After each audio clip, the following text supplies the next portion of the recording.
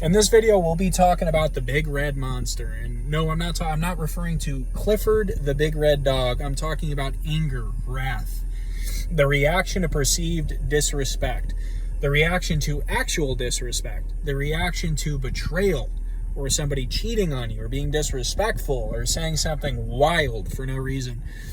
What I want to say about this is that wrath and anger has been one of the biggest personal sins in my life. And I want to start that off by saying that just to let people know that I myself am working on this, and that's why I'm making the video. Because I think it's helpful to see somebody who is also dealing with an issue that wants to talk about it.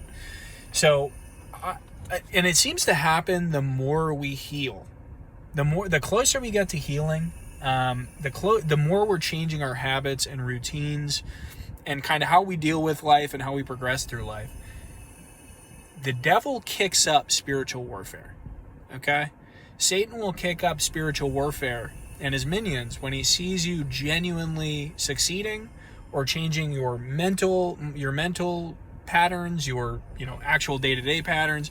If you try to apply yourself more, that's when the spiritual warfare is going to increase, because the last thing that Satan wants, or the devil wants, is you improving yourself. Because as you improve yourself, it also means mentally you're going to get tougher, spiritually you're going to get tougher, physically you're going to get tougher. So if you're, for example, if you're someone who's a little bit overweight here, and you're going to the gym and you're busting to get that extra weight off, and you're changing your diet, expect there to be attacks there as well. A lot of days where you won't feel like going. You might see an ad on the way to the gym, as weird as this sounds, about how it's like, well, you don't need to work out today, stuff like that. It really is that subtle. But the reason I want to make a video specifically about rage or anger or wrath is because a lot of rage, I forgot the exact quote, is the punishment we give ourselves for somebody else's poor behavior, right? So if you encounter disrespect, the gut instinct is to be like, especially if it comes out of nowhere, right? If you didn't initiate it, the gut reaction is to get upset with that person and fight back and go, how dare you, or say something equally cruel to them that'll throw them off. But what I'm recognizing about the devil and about negative energy in general is that it's cyclical. So if someone says something negative to you, the ideal reaction they're looking for is for you to respond negatively in kind as well. Because in a weird way, in their minds, if they get you to respond negatively to them, not only do they get access to your energy, which is what energy vampires want in general, is they want your energy regardless of how you're going to give it to them. They want it, right?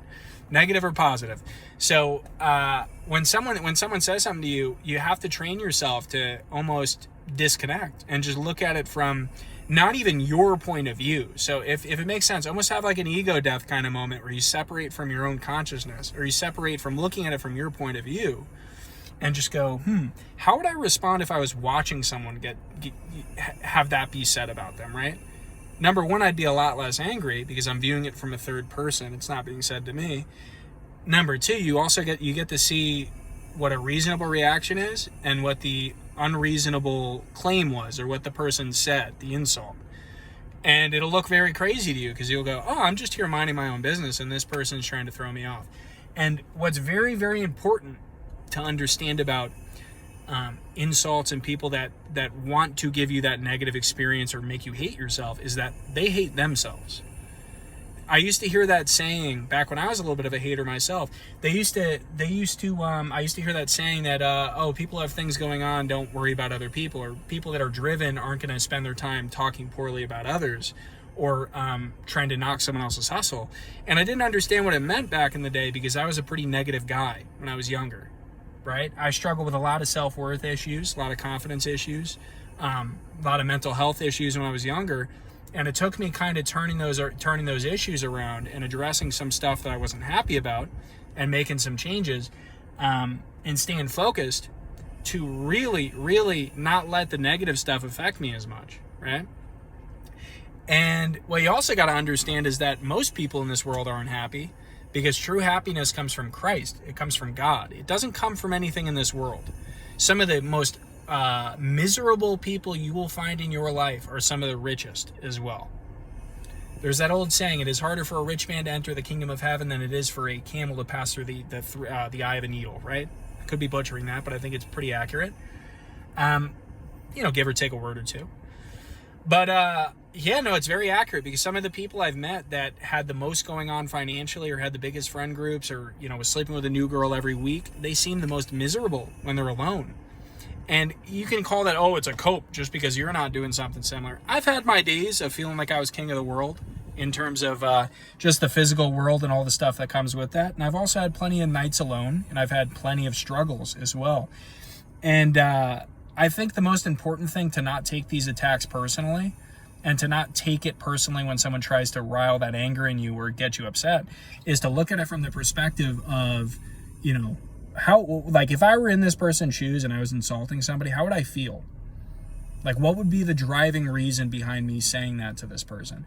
And 9 times out of 10, it's because that individual is unhappy with themselves or their life. It's very infrequently because they just, you know, oh, I just can't stand this person, I need to say something.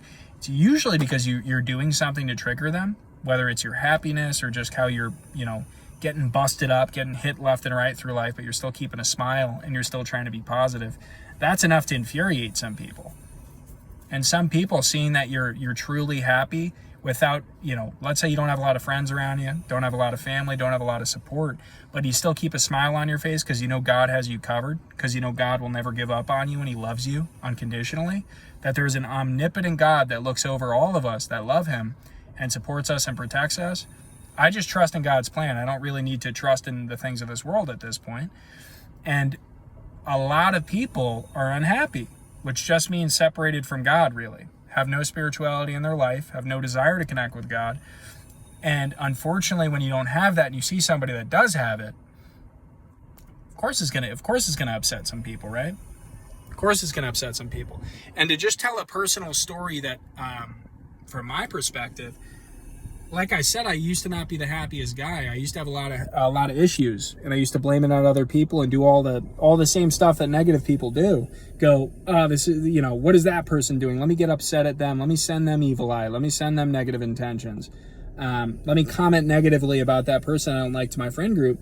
And it took me a while to recognize that I was that negative person back in the day. That I was a hater to a degree.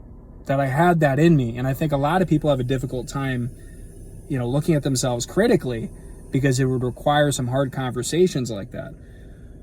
But once you get out of that and you're only focused on your own success, you're not like me, you're not competing with other people. You're not trying to be the wealthiest. You're not trying to get the hottest girl. You're not trying to, you know, jump the highest when you don't. You're not trying to do any of that stuff. Your competition is purely with yourself and pushing yourself further than you did the other day and being stronger than you were the day before. And that's ideally where you should be. That's when you're going to incur the most hate, because people truly, I'm telling you, so few people out here understand what it means to fix themselves, right? To look at their areas of trauma, the places where they feel completely discarded and abandoned and hurt, and to fix that inner child, to fix those wounds that led to them feeling that way. So when they see somebody doing that hard work, it's going to be a reminder. It's going to be a constant reminder that, ooh, that's something I'm neglecting. This person's doing the hard work and admitting things to themselves, and I'm still the victim in my life. I'm still blaming other people, doing this and that. So they're going to naturally hate you guys and hate us, because we're not of a similar thought pattern. When I encounter a problem nowadays, I go, how can I address this? How can I do this in the best way possible? And I take accountability now. I'm not looking outside of myself. But it's important to make videos like this, because if you can recognize that rage in yourself, even in the past, right? If you can recognize that rage in yourself, then you can also recognize why it's coming from the people that are trying to affect you. It's because they're unhappy, they're unhealed, they're, as much as they put on positive, you know, masks or whatever they do when they're in the public, they are not happy individuals. If they want to incur pain, if they want to give pain to other people, you're not happy. You're a reflection of what's happening inside of you. So if you're pushing negativity out onto others, or your focus is to hurt another person and make them question their own self-worth, then you're most likely a miserable person or just hate yourself. Because again, I'm just a reflection of everyone else here, right? So what I would suggest people do moving forward, and it's what I'm doing, which is why I'm suggesting it, is next time you get some sort of negative comment or someone's very obviously trying to hurt you or trigger you, look at it from that third person perspective, almost as if you're watching a movie. You're watching your own reaction to a villain in a movie. So what is a villain's role in a movie or a story or a book? It's to push the plot forward and to lead to character development for the main character, right? So when you're watching yourself in that third person, go, how would, that really hurt my feelings, but how would, or that upset me. How would a character in a movie that's developing into a better person react to this? How would, let's say, someone in the second movie of a three-part trilogy who's, having character development moment, how would they react to this? That would show positive growth, right? And expansion. And that's the best way to do it. Because again, there's certain people that just want to get a rise out of you. Like there's women I used to date that are like stalking me. And I mentioned it in another video, but they're literally physically showing up to my apartment certain days. Following me, interacting with me, making fake accounts. Crazy. And the whole thing is to just trigger me, because if you're doing that, if you're spending your time doing it, doesn't matter who you are, woman, man, child, old man, if you're spending your time with the intention of triggering somebody or trying to hurt them, you're lost and you're miserable. That's the only reason you would do that. So just look at these people as what they are, which is they're miserable. And you used to be there too, most likely, if you're watching this video like I was, and you know what it feels like. So don't take on the BS, what they want you to feel about yourself. Don't take it seriously. Because if you were to look into these people's hearts and minds and see what they actually think about themselves, it would be depressing. So again, guys, stay strong out here. I'm going to continue to make videos on a pretty consistent basis. I'll try to space it out well enough. But if you could like and subscribe, I would appreciate it. I'm trying to grow this channel up, and up. And if you could, more importantly, comment below, give me some of your feedback on kind of how you fight, your personal rage issues or anger stuff, and, kind of your journey. Just anything, really. I'd love to hear from people. So, yeah, thanks again, guys. Bye-bye.